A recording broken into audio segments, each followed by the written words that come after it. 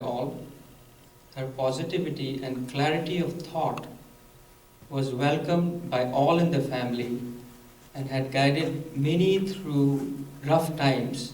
She was always there. If somebody was needed any help, she would magically show up and help out and bring all the resources along with her. There was never a lacking in our family, in our presence. There would always be stuff that we needed. Many cherished her sweet voice singing bhajans. She used to love singing, and she was wonderful, and the voice you just heard was hers. And she used to love doing beadwork.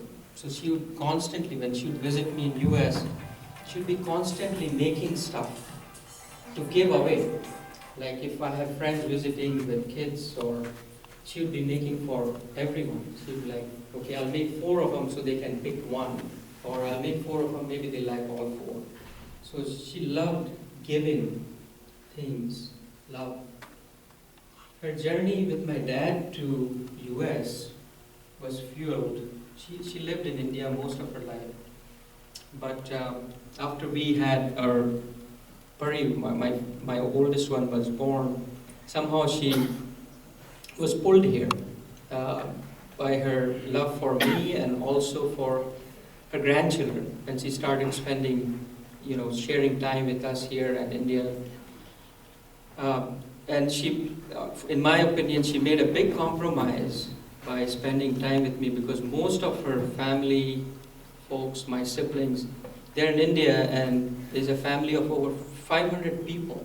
We have a big family, big extended family that she connects to, and all of them are grieving and celebrating, whatever you call it, her passing away right now in India, and we have a service there as well this evening, and they're definitely missing her. Her big transition of moving to this culture and environment at age 70, when she decided that she'll spend more time here, is definitely not an easy one. Even I'm at 30, 40, I'm so rigid in my ways. If you tell me, live in St. Louis Park instead of Bloomington, I'm like, no, I'm not going there. So it's amazing, but her flexibility and natural inclination to foster love and relationship always created a network of friends and family, no matter where she was, whether she spoke the same language or not. She always had friends. Her complementary relationship with my dad allowed them to visit all their kids who are in India, and family, nieces and nephews who are here, and share time and love with them while she was in good health. Then cancer came to her in 2008. That restricted her travel, and as per her request, she started spending more and more time here with us. Decided to spend time in Minneapolis. And her angelic presence had tremendous impact on my kids, us, things that I didn't know about her, even though she was my mother, until the end of her journey. Her love and qualities are hard to replicate, but all of us in touch with her, especially her children, got some fragments. Her life was a testimony of love, giving, and family. She was a fearless spiritual soul in a human body. For me, I remember her words when I first left India to go to school in Decorah, Iowa, small town. This was the first time I ever left home. I was always in a very protected environment, never been out, never had to do anything outside. Everything was done. She had to say many things to me to get me ready, or for my journey here. And one thing I still remember to date, there's very few words, but I kind of followed it. I don't know why. I didn't quite understand at the time, but now it all makes sense. She said, if you have friends, never borrow from them unless you want to lose them. Try not to borrow from a friend as much as possible. And if you give to a friend, never expect anything in return. And I still, today, I follow that and I see the results of that. No expectation, and that's how she led her life. When she gave, she did not expect anything. This lesson of giving without expecting was exemplified by deep and strong relationship that she shared with so many friends and family spread across the 2 continents and across many cultures.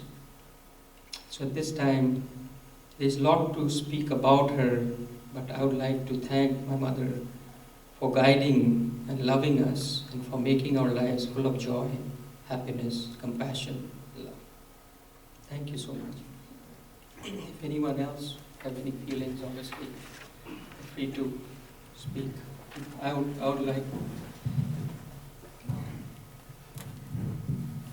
Hello everyone. My name is Ephraim. I didn't really know her that well, but I met her with her husband Swami here at the Present Moment. Present Moment is a place that's kind of a nutrition center. It's a health center. It's one of the first in Minnesota. And I used to go there quite a bit. And then I happened to run into Swami and his wife. They're doing meditation. So I joined in with the meditation, which is called Nadi Brahma. It's a certain type of meditation that is used in different parts of the world, probably in India mostly. And again, I felt her.